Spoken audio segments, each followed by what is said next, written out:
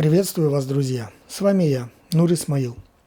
Спросите любого человека, особенно либерала, знает ли он, что такое демократия.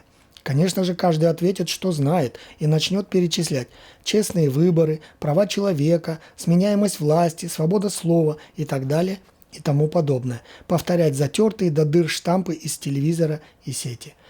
Но многие не знают самого главного. Они перечисляют признаки демократии, но при этом они не знают и не могут сформулировать, что есть само понятие демократия. У термина «демократия» много толкований. Одно из них из философского словаря.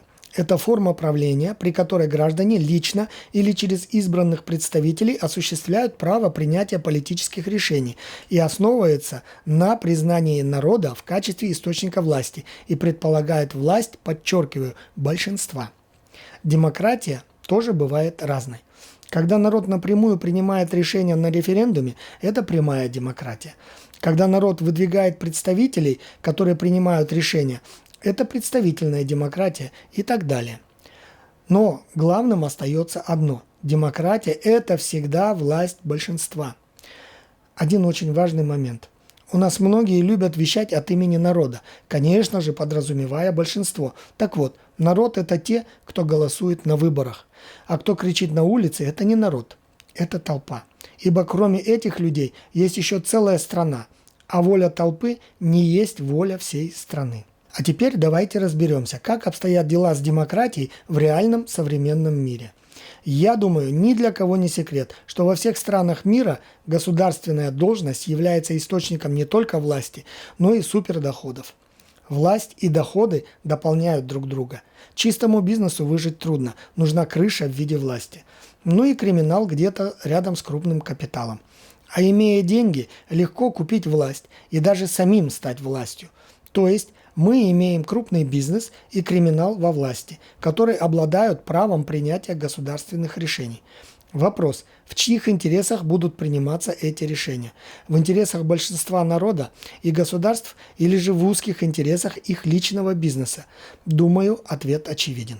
То есть в капиталистических государствах априори уже не демократия, власть народа, а олигократия, власть олигархов, действующая в собственных интересах. Если с термином «народ» мы определились, то власть по определению – это способность и возможность субъекта влиять на ход событий. На самом деле народы стран на принятие решений практически не влияют.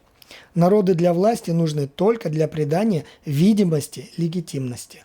Есть еще одна хитрая демократия, которая называется либеральной. Она подразумевает гарантированные права меньшинствам при условной власти большинства. Грубо говоря, это когда меньшинство может диктовать большинству свою волю, пользуясь этими гарантиями своих прав.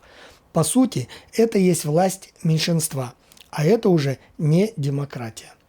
В своей статье о демократии и диктатуре от 1918 года Ленин доказывает, что чистой демократии не бывает. При капитализме демократия носит буржуазный характер и защищает интересы именно буржуазии. Резюмируя, можно сказать, никакой чистой демократии в мире не существует. Есть ее видимость, миф. На самом деле миром правят олигархические элиты через транснациональные корпорации и наднациональные структуры, а локальные власти – их наместники. Ну а демократия, как сказал Бернард Шоу, это яркий воздушный шар, который висит у вас над головами и заставляет глазеть наверх, пока другие люди шарят у вас по карманам. На этом все.